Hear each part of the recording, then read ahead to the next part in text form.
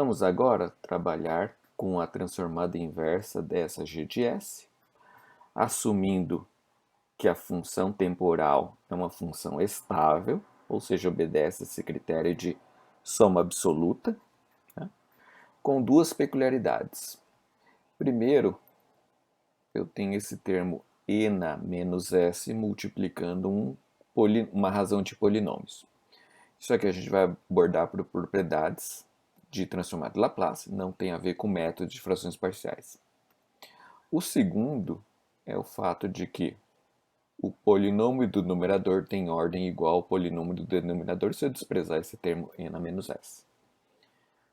Então, para a gente abordar esse problema, primeiro, pela propriedade do deslocamento no tempo. O que diz essa propriedade? Dada uma função temporal cuja transformada de Laplace eu conheço, se eu atrasar essa função no tempo, eu multiplico a sua transformada por e na menos as. Então isso fica visível na presença aqui do termo e na menos s. Vou colocar aqui logo. Eu vou tratar g de s como sendo uma g1 de s multiplicado por e na menos s. Tá? Isso implica que no tempo eu tenho uma g de t que é igual a g1 de t menos 1. Tá certo? Aqui é como se eu estivesse aqui, ó, multiplicando por 1. Isso significa que a minha g1 de s, vou escrever estilizado para a gente não confundir aqui os termos. A minha g1 de s é 10s ao quadrado dividido por s ao quadrado mais 4s mais 3. Tá? E isto aqui tem uma g1 de t. Então, primeiro eu vou encontrar a transformada inversa dessa estrutura, tá? Notando que permanece estável, então, também estável.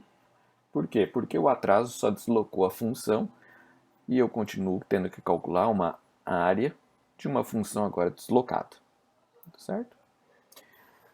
Então vamos ver como é que fica aqui. E ainda mais tendo que lidar aqui com a situação da ordem do numerador igual à ordem do denominador. Então vamos escrever aqui, ó. G1 de S é igual a 10s ao quadrado dividido por s ao quadrado mais 4s mais 3. Tá? Como m igual a 2, ordem, polinômio,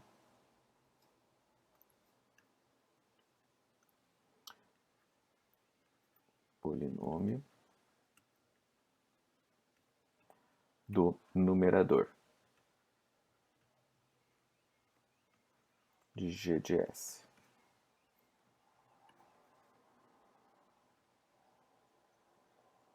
E n igual a 2, ordem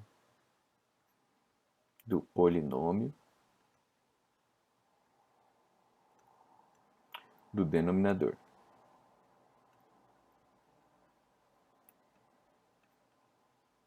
G1 de S.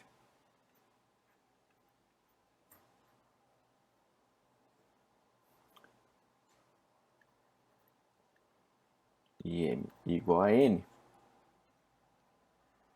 temos que dividir os polinômios. Mas como dividir? Basicamente, vocês vão ver que é aplicar o princípio de aritmética, pensando que esses termos s ao quadrado, quando eu divido um pelo outro, eles vão reduzindo a ordem. Tá? Então, a divisão é esta aqui. 10s ao quadrado dividido por s ao quadrado mais 4s mais 3. Então, eu tenho que me perguntar qual o valor que multiplicado pelo divisor, que multiplica o divisor e faz com que este termo vá a zero quando subtraído. Tá? Ou seja, se eu multiplicar esse divisor por 10 e subtrair do dividendo, eu devo reduzir a ordem. Ou o resultado deve ter uma ordem inferior à ordem do divisor. Então, vou ter aqui mais 40s mais 30. Subtraindo isso, eu vou ter menos 40s mais 30. Vou colocar melhor aqui. Isso não afeta muito o jeito que eu vou colocar aqui. Menos 40s menos 30. Tá? Então, veja, a ordem do polinômio do resto, desse primeiro resto, é menor do que a ordem do divisor. Então, eu posso parar aqui a divisão. Não preciso continuar aqui. Tá? Se eventualmente eu tivesse aqui um cubo, tá? Eu teria aqui um quadrado e um s quadrado. E aí eu teria que multiplicar. Na verdade, desculpa, eu teria aqui 10 na s, justamente para fazer esse cancelamento. Teria cubo, quadrado e s na primeira. E aí eu teria que multiplicar por menos 40 para depois reduzir esse termo. Então, só para a gente entender o procedimento aqui, se a ordem fosse diferente.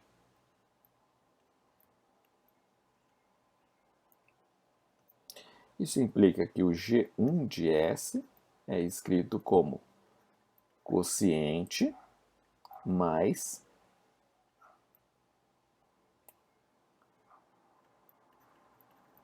resto dividido por divisor. Então, veja, aritmética simples, tá? Só para que eu possa agora aplicar, eu vou colocar aqui entre chaves, frações parciais nesse termo.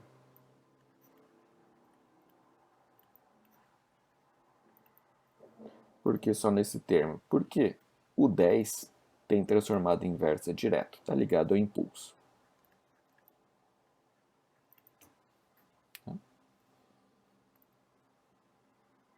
Então, vou escrever aqui, ó, 10 mais um coeficiente A. Bom, raízes desse termo, vou colocar aqui. Raízes desse polinômio. S igual a menos 1, S igual a menos 3. S mais 1, S mais 3. Então, vamos ver. Então, veja, o que está aqui entre chaves vai ser devido ao que está aqui entre chaves. Então, A, eu vou só escrever a operação para o A e vocês vão aqui para o B. Eu vou trabalhar mais rapidamente. Vou inclusive escrever aqui G1 de S de uma outra maneira.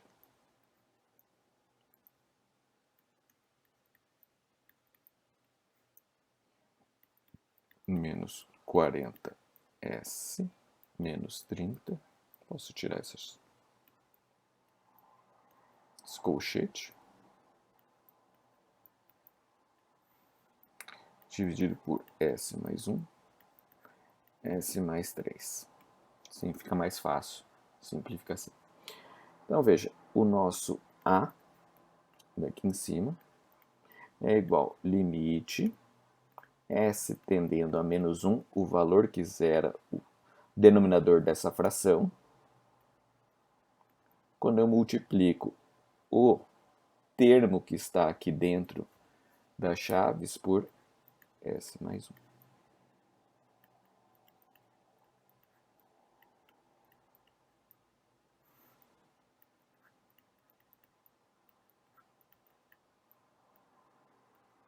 Certo? Então, isso permite este cancelamento. E eu vou verificar o resultado como menos 40 menos 1, menos 30, dividido por menos 1 mais 3, 2. Então, o que eu vou obter aqui vai ser menos 40 mais 40 menos 30 mais 5.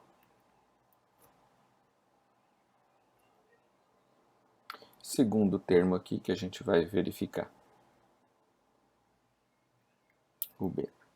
Eu já vou mais direto, porque veja, basicamente é pegar este numerador, substituir o valor S pelo valor que zera este segundo termo, ignorar este termo e ter aqui menos 3 mais 1. Isto é igual, eu vou ter aqui 120 positivo menos 30, menos 90 dividido por menos 2, menos 45. Então veja, basicamente o que eu fiz. Eu escondi este termo e substituí no lugar de S o valor menos 3. Tá? Isso implica no limite, na operação de limite que eu fiz aqui. Então veja, agora eu posso pegar o G1 de S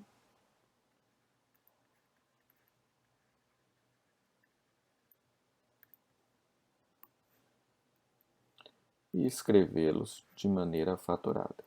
Então eu vou ter 10 mais 5 dividido por S mais 1 mais menos 45 dividido por S mais 3. Tá? Lembrando, estável. Tá? Então vamos começar averiguando aqui o G1 de S.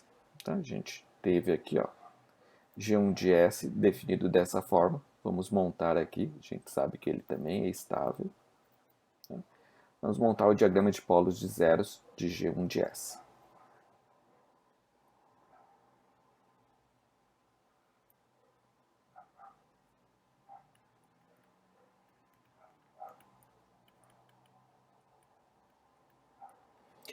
Então veja, eu tenho um polo em menos 1, um polo em menos 3, cada um deles gerando uma fronteira. E eu tenho dois zeros na origem. Vou fazer duas bolinhas, uma em cima da outra, né? Uma circunscrevendo a outra, tá? Para definir os zeros. Que zeros são esses? Aqui, ó. Zeros não geram fronteiras. E já que a gente definiu que o sistema G1 de S como um todo é estável, porque o G de S é estável e o deslocamento do tempo não afeta a estabilidade, significa que a gente está tratando região de convergência que envolve S igual a J ômega.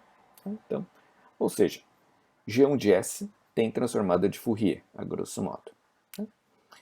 Individualmente, vamos ver as regiões de convergência cuja interseção tem que ser igual a esta aqui. Então, colocar aqui, R, O, C. Tá?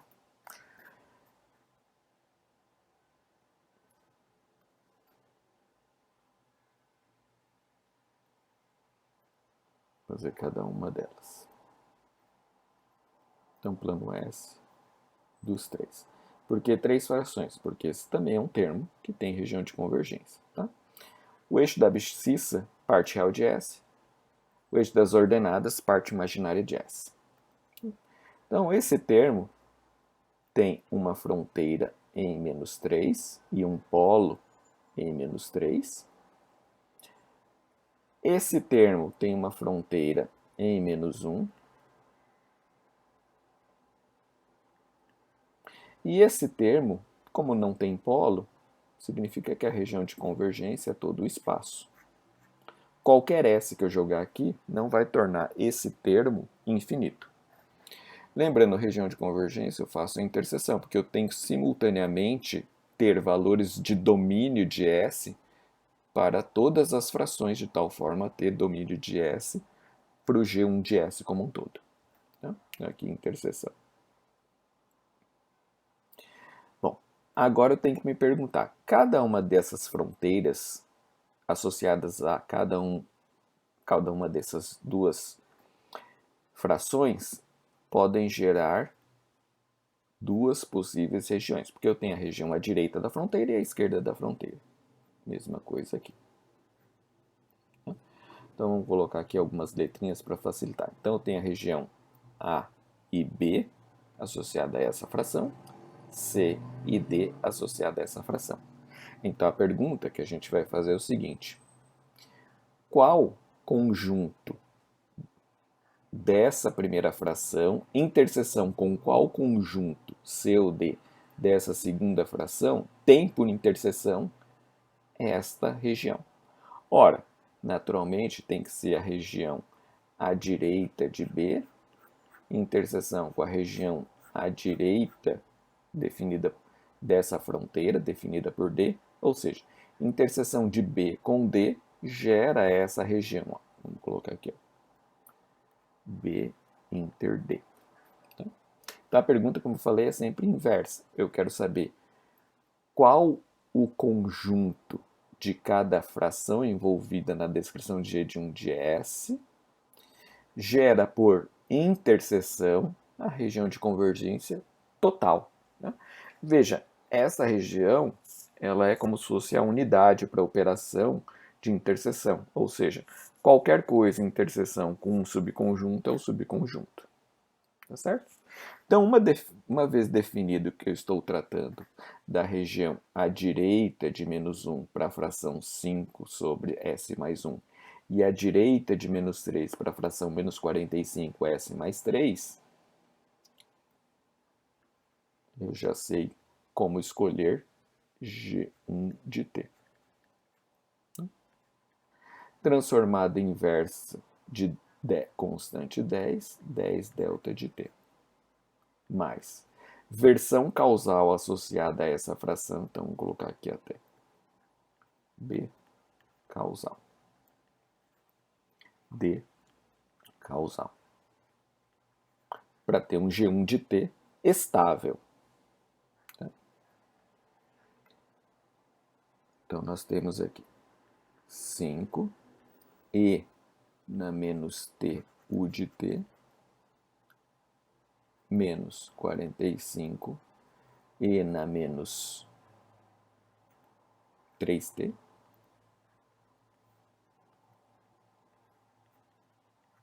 U de T. E G de T, que é igual a G1 de T menos 1, 10 delta de T menos 1, mais 5 E na menos T menos 1, U de T menos 1, menos 45 E na menos 3, T menos 1, U de T menos 1. E fica fácil verificar que isso aqui é causal, por quê? É estável, porque para T infinito, tá? Eu vou ter decaimento desses exponenciais indo a zero, tá certo? Então eu vou ter uma função que decai com o tempo, a área do seu módulo converge, logo eu tenho estabilidade. Tá? Então veja, fica bem. Parte importante aqui é essa relação de regiões de convergência, interseção, onde a pergunta é feita de maneira invertida.